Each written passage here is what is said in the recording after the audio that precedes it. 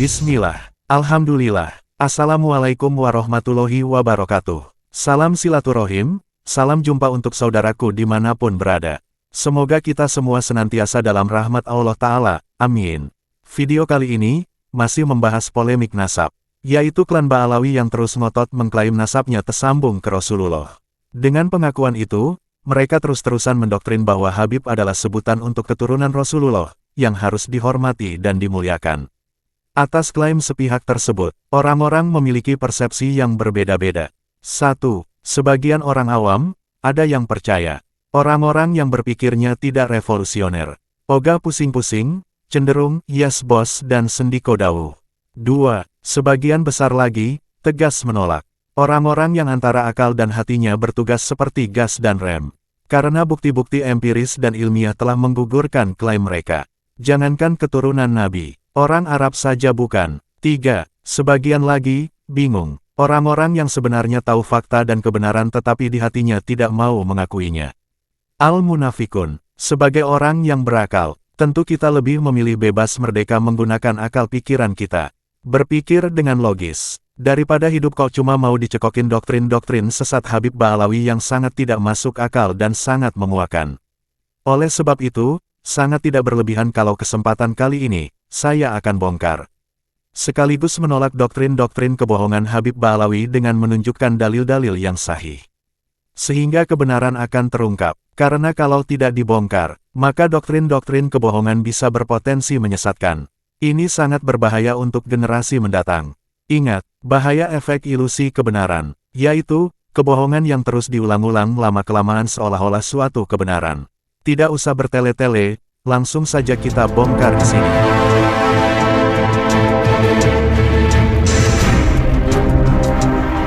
Yang pertama, kita perlu tahu definisi Habib.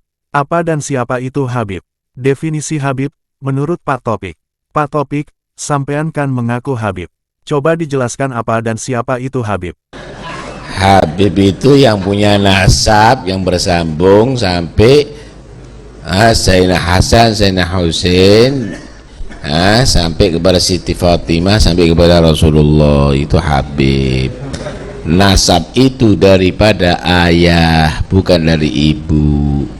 Definisi Habib menurut Pak Topik adalah orang yang punya nasab yang bersambung sampai Sayyidina Hasan, Sayyidina Husain, sampai ke Siti Fatimah, sampai ke Rasulullah.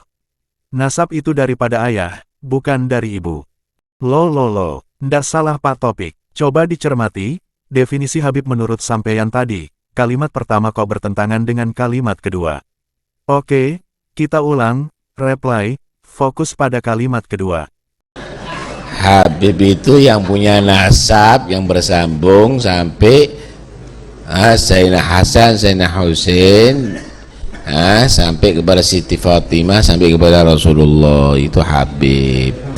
Nasab itu daripada ayah, bukan dari ibu. Clear, sangat jelas. Kalau nasab itu dari ayah, maka semestinya nasab Rasulullah terputus. Otomatis, tidak ada Syarif, Sayyid apalagi Habib. Karena Rasulullah tidak memiliki putra yang sampai besar, menikah dan punya keturunan. Karena 3 putra Rasulullah Sayyid Ibrahim, Sayyid Qasim, dan Sayyid Abdullah, ketiganya wafat di usia dini. Jadi kesimpulan sementara, definisi Habib menurut Pak Topik, batal. Tobatlah Pak, tobat, ngakunya Habib, bikin definisi Habib kok amburadul. Ngisin-ngisini, gugur, apa yang selama ini mereka klaim. Bahwa mereka keturunan Rasulullah adalah gagal oleh definisinya sendiri.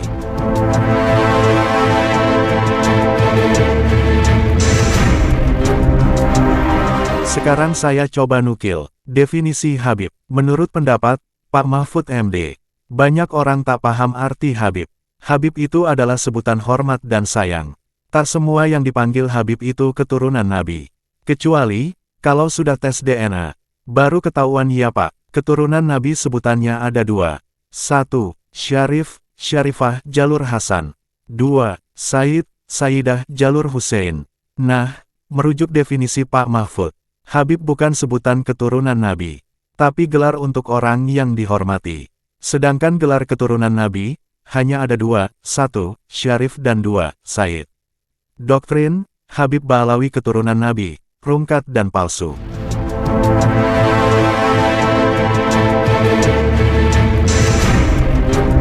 Sekarang kita dengar definisi Habib. Menurut Kiai Imad, Pak Kiai, mohon dijelaskan apa dan siapa itu Habib. Benarkah mereka juga keturunan Nabi? Monggo Pak Kiai. Mereka punya kekhasan, keluarga mereka dipanggilnya Habib. Jadi kalau yang dipanggil Habib itu Ba'alawi, bukan turunan Nabi. Kalau turunan Nabi itu memiliki tanda panggilan tersendiri, Syarif dan Sayyid. Kalau mereka keturunan Nabi yang melewati seorang raja atau gubernur, itu biasanya menggunakan Syarif. Tapi kalau keturunan ke atasnya tidak melewati raja, para ulama-ulama saja itu biasanya hanya menggunakan Sayyid.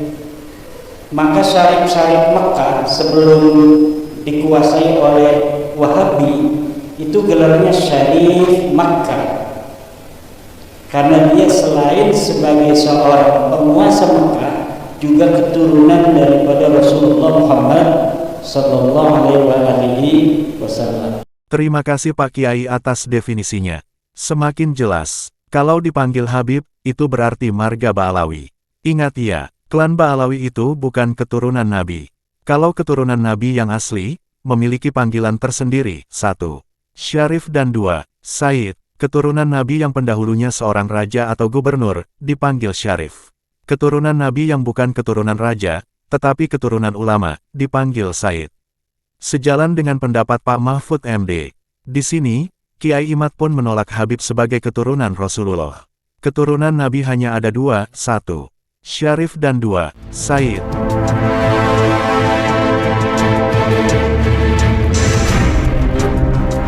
Yang terakhir, supaya bongkar-bongkarnya sempurna.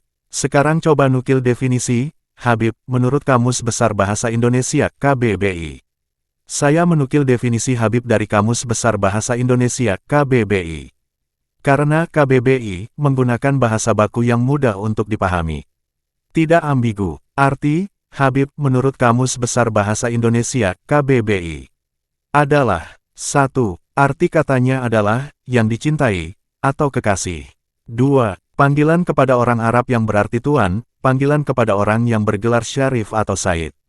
Jadi, orang yang mengaku dirinya Habib menurut Kamus Besar Bahasa Indonesia harus memenuhi 3 syarat.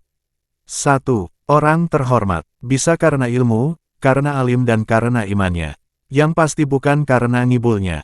2. Orang Arab. 3. Bergelar Sayyid atau Syarif dan keturunan Rasulullah.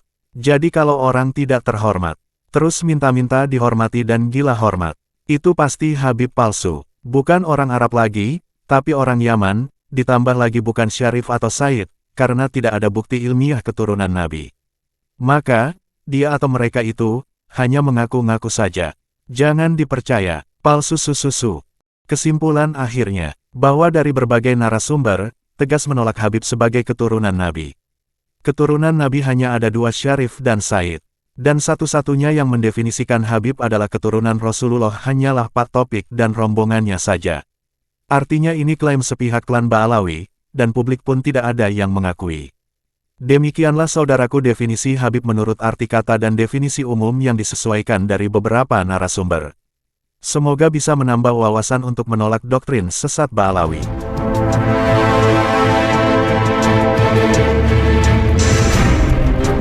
Selanjutnya, kita akan coba meminta pendapat ulama Nusantara terkait nasab, terkhusus Pak Kiai Haji Kholil Nafis. Pak Kiai, terima kasih atas waktunya. Kami masyarakat Nusantara perlu penjelasan tentang nasab.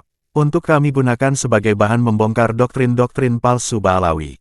Karena sampai sekarang ini Ba'alawi tidak memberikan respons positif atas isi tesis Kiai Imad. Yang tegas menyatakan bahwa nasab Habib Ba'alawi sebagai keturunan Nabi adalah terputus, batal bin gugur. Mereka Habib Ba'alawi yang berwadahkan Rabithah Alawiyah, yang begitu besar anggotanya. Puluhan ribu orang, tidak berani debat terbuka padahal hanya melawan 1 orang, Kiai Imad. Bukti ilmiah tidak ada, tes DNA apalagi, takut terbongkar aslinya. Mereka beraninya hanya ngeles ngalor ngidul tak bermutu. Oleh sebab itu, kami meyakini, Pak Kiai memiliki kapasitas untuk memberikan pencerahan terkait beberapa pertanyaan berikut. Pertama, pentingkah mengetahui dan meneliti nasab terlebih lagi nasab Rasulullah? Ya, makanya kan sekarang ini lagi rame-ramenya soal nasab. Wah, nasab gimana nasab? Kalau perdebatan nasab kepada Rasulullah SAW itu untuk mencari secara keilmuan referensinya di mana. Ini Syekh Ubaidillah itu punya anak siapa, jadi dari Syekh Muhajir kemana, Al-Uraidi kemana, itu bagus nyari silsilah secara akademik, itu bagus. Jadi menemukan benar mana yang silsilah kepada Rasulullah, itu bagus. Mencari nasab itu penting karena kita bagian di hifdzun nasl. Ini keturunan siapa? Jelas keturunannya. Itu juga diperintahkan dalam Islam. Tuh, kan bener. Jadi mempelajari dan meneliti nasab, terlebih lagi nasab Rasulullah, itu penting dan disyariatkan dalam Islam.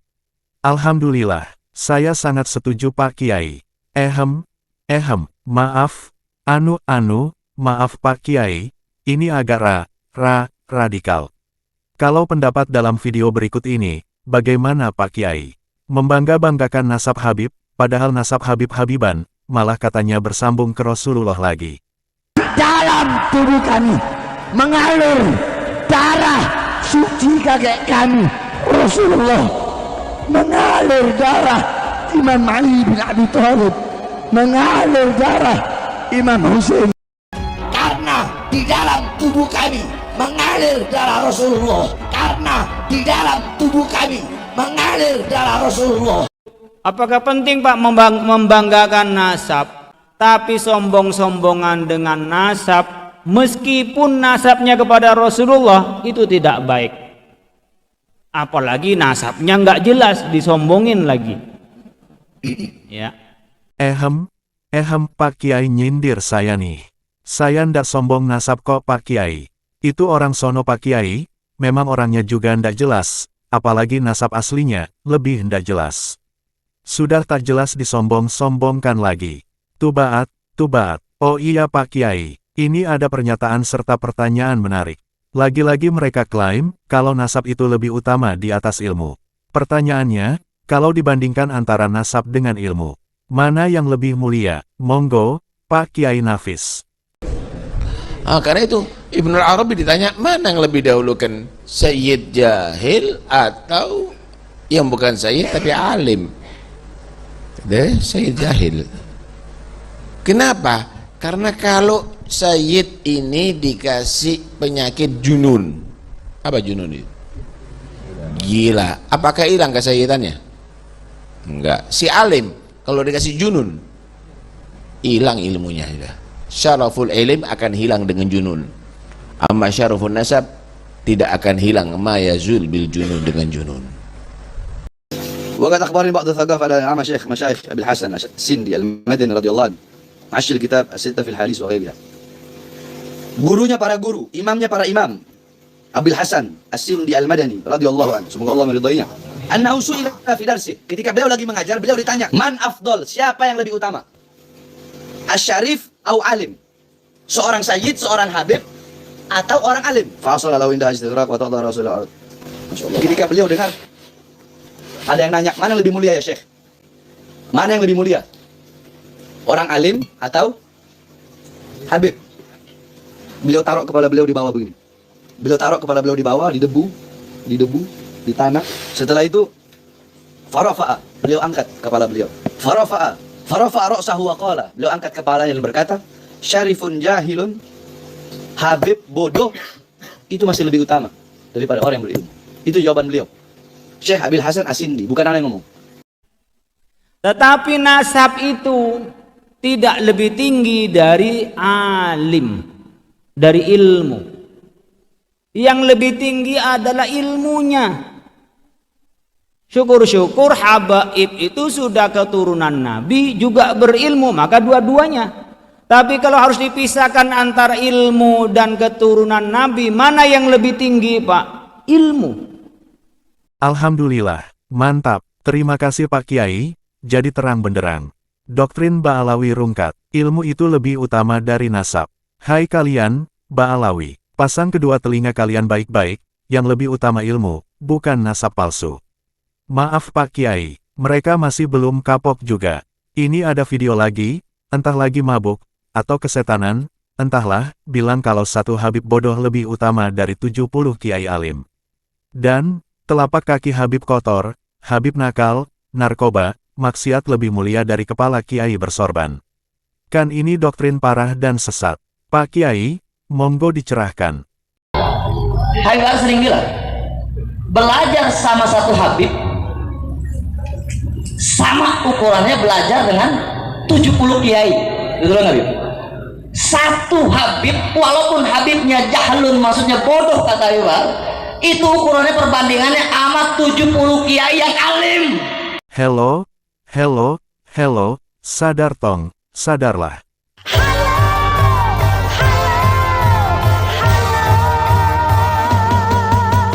Maka dia akan dilemparkan ke dalam api neraka sebelum orang penyembah berhala masuk neraka. Ini ustadz ini dulu akan dilemparkan ke dalam api neraka.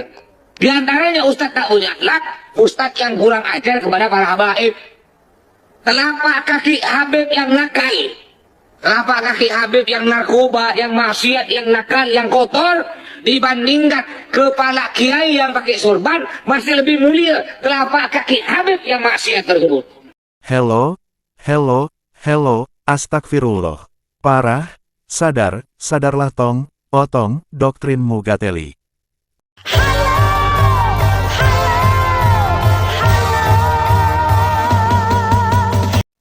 Maka disebut wa annal anbiya lam yuwarrisu dinaran wala dirhaman walakin warasu al-ilma faman akhadahu faqad akhadha bihadzin wafirin. Al-ulama warasatul anbiya. Ulama yang jadi pewaris. Di ketepatan ulama keturunan Nabi ya bagus, tapi ada keturunan Nabi menurut pandangan saya. Kemudian ada ulama keturunan Nabi tidak baik, tidak berilmu. Kemudian ada ulama orang biasa berilmu. Mana lebih mulia Pak? Berilmu. Alhamdulillah, Masya Allah, lebih enak ngaji bersama Kiai Nusantara. Ulama alim, berilmu ya pasti lebih utama dari Habib yang kotor, nakal, maksiat dan narkoba. Heran saya, para Habib itu belajarnya di mana sih? Dibekali akal sehat ndak ya? Warasnya di mana gitu? Masa, seorang Habib yang bodoh, kok lebih utama dari 70 Kiai alim? Terus, Habib yang kotor, nakal, maksiat dan yang narkoba, masa iya, lebih mulia dari kepala Kiai bersorban? Isi kepalanya itu apa? Ajaran begitu kok dianut? Pantes Habib tuh ndak pinter-pinter, lawong, bodoh saja bangga. Aneh kan? Sangat jelas dan sahih, seperti hadis yang dirujuk Pak Kiai, hadis riwayat Abu Daud, bahwa ulama lebih utama. Arti hadisnya sebagai berikut, sesungguhnya para ulama itu pewaris para nabi, sebab para nabi tidak mewariskan dinar maupun dirham. Mereka mewariskan ilmu, siapa saja yang memungut ilmu itu, maka ia mendapatkan bagian yang sempurna. Maka dia akan dilemparkan ke dalam api neraka sebelum orang penyembah berhala masuk neraka. Ini ustadz ini dulu akan dilemparkan ke dalam api neraka. Di antaranya ustadz tak punya akhlak, ustadz yang kurang ajar kepada para habaib. Telapak kaki Habib yang nakal, telapak kaki Habib yang narkoba, yang maksiat, yang nakal, yang kotor, dibandingkan kepala kiai yang pakai sorban, masih lebih mulia telapak kaki Habib yang maksiat tersebut. Hehehe, hahaha. Baru tahu saya, kalau Habib itu suka telapak kaki Habib nakal, kaki Habib narkoba, kaki Habib maksiat dan kaki Habib kotor. Pokoknya, Habib is the best lah. 86, lanjutkan Bib. Jilat terus, jangan kasih kendor. Kalau saya, maaf ya, I'm sorry, oh no. Alhamdulillah, mumtaz pencerahannya Pak Kiai, semakin seru. Pak Kiai, mohon dibagi lagi ilmunya.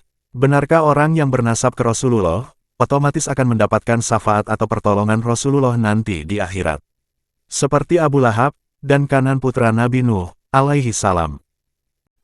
Mohon maaf, saya akan sampaikan ini karena ini yang saya yakini dan yang saya pelajari. Faqad akhadha bihadzin wafirin. Dia sudah ngambil bagian dari Nabi sebagai keturunan, iya. Tapi yang lebih banyak kalau mengambil ilmu dari Nabi. Itu anbiya, bukan hanya pada Nabi Muhammad. Artinya kita nanti dekat kepada orang-orang yang kita cintai kalau imannya dan amalnya sama. Bukan karena keturunan. Nabi tidak pernah menjamin karena keturunannya itu pasti dapat syafaatnya. Yang saya tahu tidak. Kalau memang dia tidak beriman, nggak bisa. Ketika Abu Lahab itu ditalkin oleh Nabi apa? Untuk Nabi memberi syafaat. Bukan karena kefamilian. Andaikan karena famili, dibiarkan sama Nabi itu, Nabi masih bisa untuk memberi syafaat. Tidak. Abu Lahab itu oleh Nabi yang dicegah oleh Abu Jahal pada saat nazak untuk mengucapkan syahadat bahwa dia akan bersaksi di hadapan Allah kalau dia adalah beriman. Tapi ketika tidak beriman, nggak bisa menolong. Nabi Nuh, Kan'an, putranya nggak beriman, nggak dapat. Makanya kita jangan kebawa dengan nasab. Menghormati Habib penting sebagai cucu Rasulullah. Iya. Wong kita anaknya guru aja yang ngajarin kita hormati, apalagi Nabi Muhammad yang bawa risalah. Tapi tidak berarti keturunan lebih tinggi daripada ilmu dan amal, enggak. Karena disebut illal ladzina amanu wa amilus solihat wa tawassaw bil haqqi tawassaw bis sabr. Jadi itu semua la fi khusrin, semuanya dalam nyesal kecuali orang beriman dan beramal soleh.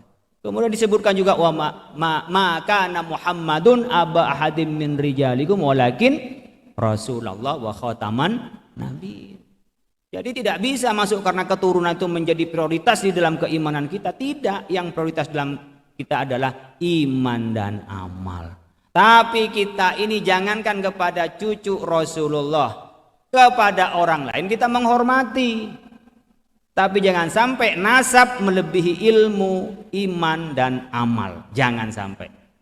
Ini akan mundur umat Islam yang sudah oleh Rasulullah SAW dibuka. Ayo umat Islam berjibaku, ayo umat Islam belajar, ayo. Nah tiba-tiba kita semua runtuh di depan nasab, habis. Karena nasab itu nggak bisa milih. Ya. Mirip dengan kita kan nggak bisa milih mau hidung mancung atau mancung ke dalam. Kan nggak bisa milih. Saya lahir di Madura, kan nggak bisa milih saya lahir di Mekah. Nggak bisa. Jadi seakan-akan kita nggak bisa upaya untuk dekat kepada Allah. Allah memberikan ruang untuk dekat kepada Allah dengan apa? Dengan ilmu, iman, dan amal soleh. Dari sini, jelas sudah, bahwa nasab, sekalipun bersambung ke Rasulullah, apalagi kalau hanya nasab-nasaban hasil aku-akuan tidak ada jaminan. Semua tergantung ilmu, iman dan amal soleh kita masing-masing, itu yang harus kita yakini. Sementara kata-kata dan doktrin Ba'alawi lempar saja ke tong sampah, beres deh.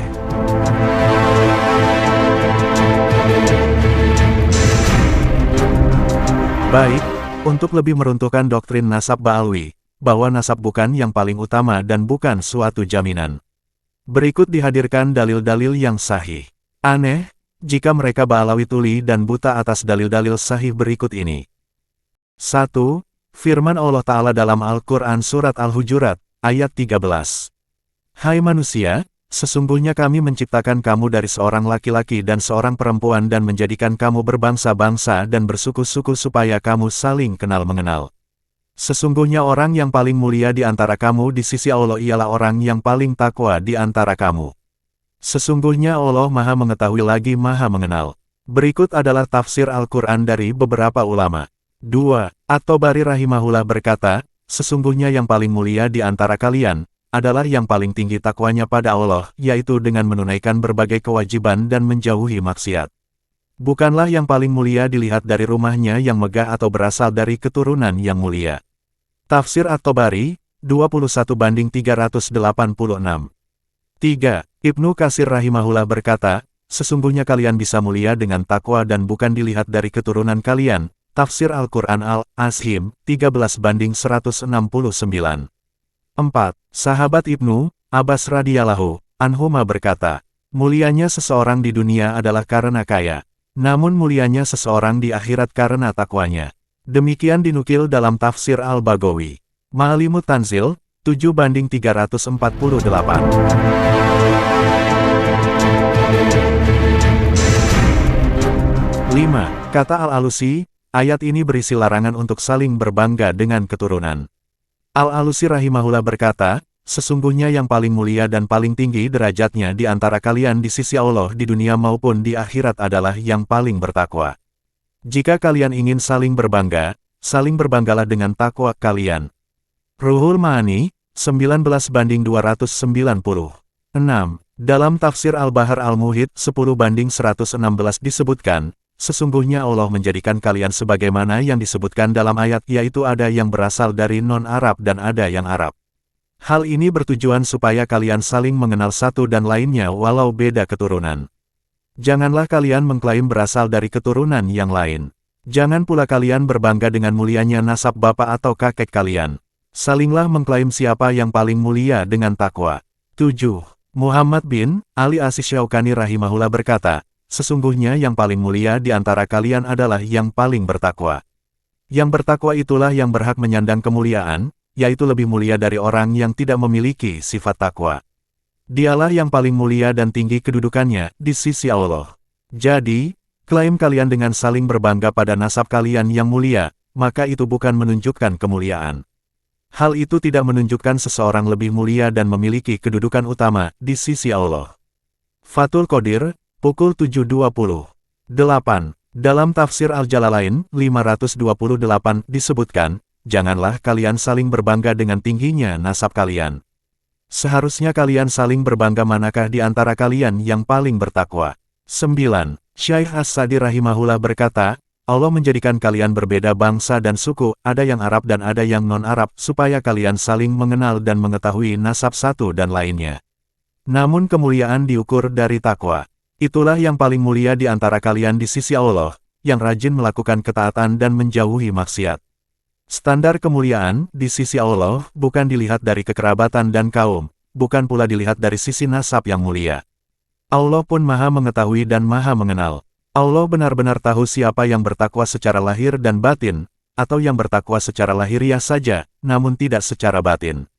Allah pun akan membalasnya sesuai realita yang ada. Taisir Al-Karimir Rahman, 802. Hadis tentang yang paling mulia, adalah yang paling bertakwa. 10. Dari Abu Hurairah, ia berkata, Rasulullah Shallallahu Alaihi Wasallam bersabda, sesungguhnya Allah tidak melihat pada rupa dan harta kalian. Namun yang Allah lihat adalah hati dan amalan kalian. Hadis riwayat Muslim, 2564. 11. Dari Abu Dzar, Nabi Shallallahu Alaihi Wasallam bersabda kepadanya, lihatlah, engkau tidaklah akan baik dari orang yang berkulit merah atau berkulit hitam sampai engkau mengungguli mereka dengan takwa. Hadis riwayat Ahmad, 5/158. Syekh Syuaib Al-Arnaud mengatakan bahwa hadits ini sahih dilihat dari sanad lain. Mulai sekarang, lupakan Habib-Habiban dengan doktrin yang menyesatkan. Mereka selalu berbangga diri dengan menyombongkan yang sebenarnya tidak ada padanya. Hanya iblis yang bangga dan menyombongkan nasabnya. Iblis masih mending karena menyombongkan apa yang ada di dirinya, iblis memang terbuat dari api. Sementara Ba'alwi lebih parah, klaim nasab yang bukan nasabnya. Cukuplah ulama dan kiai Nusantara tempat kita mencari rujukan serta menimba ilmu. Mereka senantiasa rendah diri dan berhati-hati dalam menyampaikan ilmu, menjaga lisan serta iman, juga sunyi dalam beramal soleh. Sesama ciptaan Allah Ta'ala, kita tidak pernah benci orangnya atau manusianya, kita hanya benci dan menolak lisan, perilaku dan akhlaknya serta doktrin-doktrinnya yang berpotensi menyesatkan. Hadis larangan dan mengklaim atau menisbatkan diri kepada selain bapaknya. Barang siapa yang mengklaim penisbatan dirinya kepada selain bapaknya, padahal dia tahu bahwa dia bukan bapaknya, maka surga diharamkan baginya, muttafaq alaih.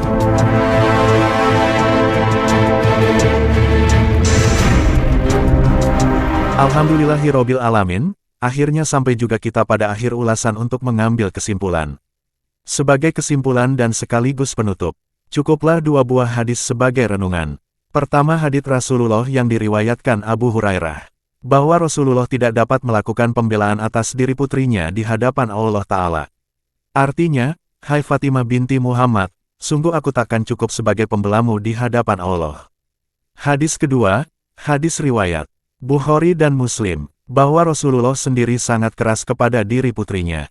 Demi Allah, sungguh jika Fatimah putri Muhammad mencuri, aku sendiri yang akan memotong tangannya. Cukuplah ini semua sebagai pelajaran bagi kalian yang mau mengambil pelajaran, kecuali mereka yang bodoh. Sampai ketemu kembali pada video berikutnya. Akhir kalam, wassalamualaikum warahmatullahi wabarakatuh.